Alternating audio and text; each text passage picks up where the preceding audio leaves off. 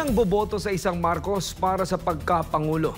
Ayon kay Vice President Sara Duterte, iyan ani ang malinaw na hinaharap ng mga Marcos dahil wala na raw itong mga kakampi.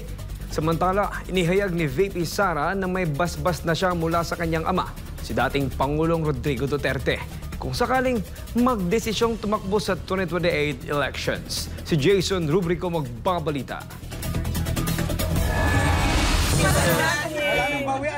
Sa panayam kay Vice President Sara Duterte sa The Hague, Netherlands, ibinahagi niyang napag-usapan nila ng kanyang ama na si dating Pangulong Rodrigo Duterte ang tungkol sa 2028 elections. Ayon kay VP Sara, may pahintulot na siya mula sa dating Pangulo na tumakbo bilang presidente.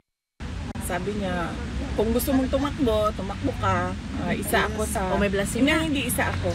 Sabi niya, ako ang pinakaunang mag-contribute at tumulong sa iyo. Sabi niya, sana lang ay nasa labas na ako sa kampanya kasi gusto ko mga-kampanya. Pero sabi niya, pag sinabi mo sa akin na tatakbo ka, sabi niya, blessing na. ako yung unang... So okay na. Napag-usapan rin ng mag-ama ang posibilidad ng isa pang Marcos na tumakbo sa pagkapangulo. Ngunit mariing sinabi ni VP Sara na sa tingin niya wala nang boboto sa isang Marcos sa hinaharap.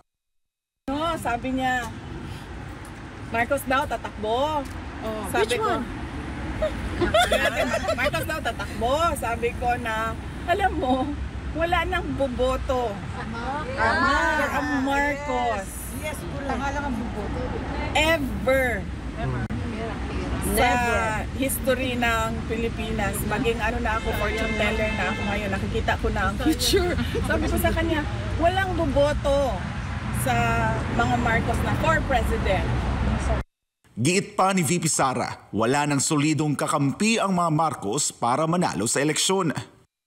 Kasi unang-una, sino ba ang kakampi niya? Yes. Ang mga dilawan.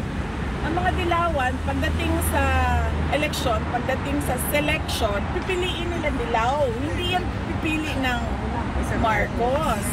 Sabi ko, sino pang kasama niya ngayon, kaalyado niya ngayon, Makabayan.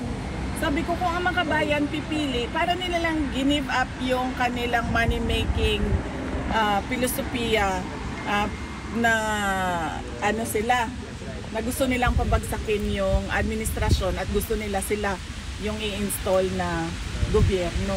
So, sino boboto? Wala na boboto sa...